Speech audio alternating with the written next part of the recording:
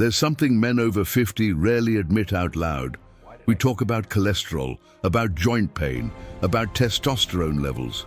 But we don't talk about the quiet fear that creeps in when our memory starts slipping. The moment you forget a familiar name. The second you lose your train of thought in the middle of a sentence.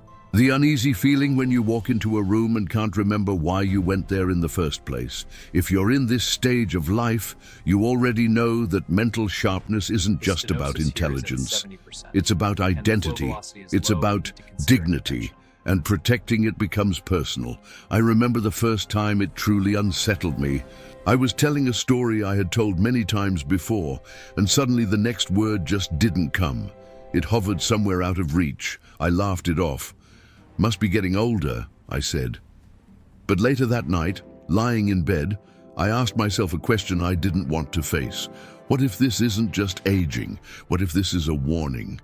At first, I rationalized everything. Everyone forgets things. Everyone slows down a little. But the episodes became more frequent, misplacing keys, forgetting appointments, struggling to recall details I used to access effortlessly. A quiet tension started building in me. I began to wonder whether this was the beginning of something worse. And that's when I stopped dismissing it and started researching. What I discovered changed how I see memory after 50. We're often told that cognitive decline is simply a natural part of aging. But what many men don't realize is that after 50, vascular changes accelerate. Arteries gradually stiffen. Plaque accumulates silently, nitric oxide production declines.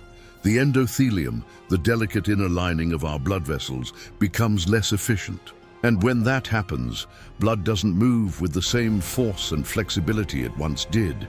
The brain consumes roughly 20% of the body's oxygen supply. It depends on steady, uninterrupted blood flow. Even small reductions in cerebral perfusion can affect clarity, processing speed, and memory recall. The hippocampus and prefrontal cortex, the very areas responsible for memory formation and decision-making, are particularly sensitive to reduced circulation. I learned a term that struck me deeply: mild chronic hypoperfusion. Not enough to cause a stroke, not dramatic enough to trigger alarms, but enough to slowly erode cognitive sharpness over time. This wasn't just getting older. It was compromised circulation. When arteries stiffen and plaque builds along their walls, blood flow becomes turbulent and restricted. Pressure dynamics change. Oxygen delivery becomes less efficient. The brain feels it first, not in pain, but in subtle lapses. Slower recall, mental fatigue, word-finding difficulty. I looked around at friends my age and started hearing similar confessions. Mark, 61, told me he started avoiding social gatherings because he feared forgetting names mid-conversation. "It's humiliating," he admitted. David, 58, said he rereads emails 3 times because he struggles to absorb them the first time. Carlos, 64, said he thought he was losing his edge at work. We weren't imagining it. What shocked me was how many men try to fight this with caffeine, nootropics, or random supplements, temporary stimulation. But stimulation doesn't remove plaque. It doesn't restore arterial elasticity. It doesn't repair endothelial function. That realization hit hard. No primeiro link da descrição, eu deixei o Vascular Pressure Blueprint, guia completo mostrando como homens maduros estão eliminando o acúmulo arterial e restaurando fluxo sanguíneo pleno e rígido naturalmente. Because once I understood the vascular connection, everything shifted. I came across the work of Dr. Richard Coleman, who emphasizes that memory preservation after 50 begins in the arteries, not just in the neurons. His research and clinical observations point to 4 critical mechanisms. First, reducing and preventing arterial plaque accumulation. Chronic inflammation and oxidative stress accelerate plaque buildup, narrowing the pathways that feed the brain. Second, restoring arterial elasticity. Flexible arteries expand and contract with each heartbeat, maintaining consistent cerebral perfusion. Third, stimulating natural nitric oxide production.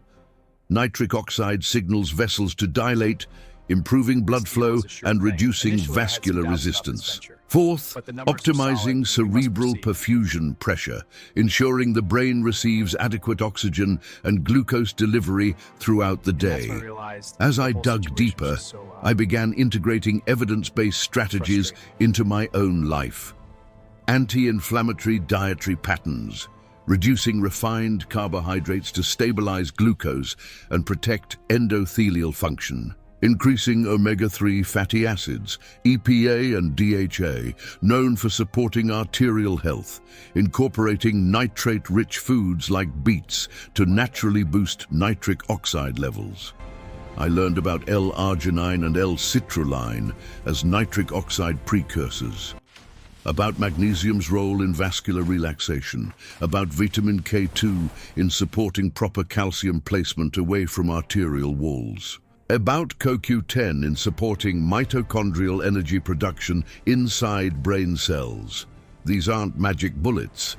They are physiological tools. They improve vasodilation. They reduce endothelial inflammation. They enhance microcirculation. They support oxygenation at the neuronal level. Within months, I felt something shift. My recall became sharper. Conversations flowed more easily. The anxiety I used to feel when searching for a word began to fade.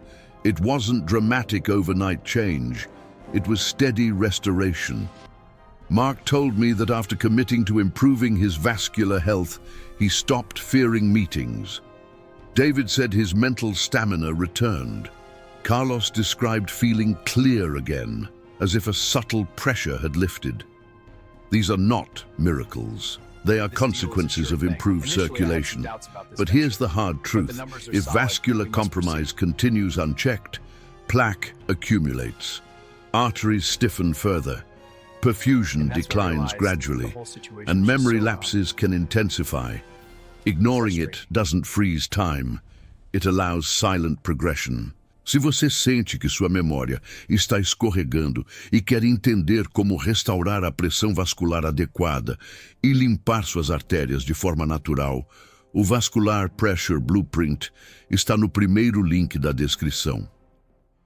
When I say blood flow alert, I'm not using dramatic language for effect. I'm describing a physiological reality. If your memory is slipping after 50, it may be a sign your brain isn't receiving optimal blood flow. It may be a sign your arteries are less flexible than they once were. It may be a sign that nitric oxide production has declined. The solution isn't artificial stimulation. It's restoring the vascular system that feeds the brain. It means protecting and cleaning arterial pathways, restoring elasticity, increasing nitric oxide naturally, stabilizing glucose, supporting mitochondrial function so neurons can efficiently convert oxygen into usable energy. Dr. Richard Coleman often says that preserving memory after 50 is first and foremost about preserving circulation. That statement stayed with me. Men over 50 are not destined for inevitable cognitive decline.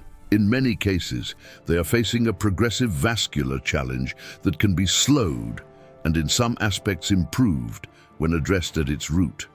If any part of this resonates with you, if you felt that quiet fear, that subtle slipping, take it seriously.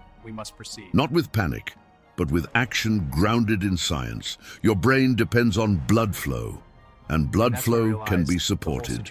If this kind of evidence-based, honest conversation about men's health matters to you, subscribe to the channel and stay with me. We're going to keep exploring how to protect your vitality, your clarity, and your strength as you age. This isn't about chasing youth. It's about preserving function, and the earlier you respond to the warning signs, the stronger your future can be.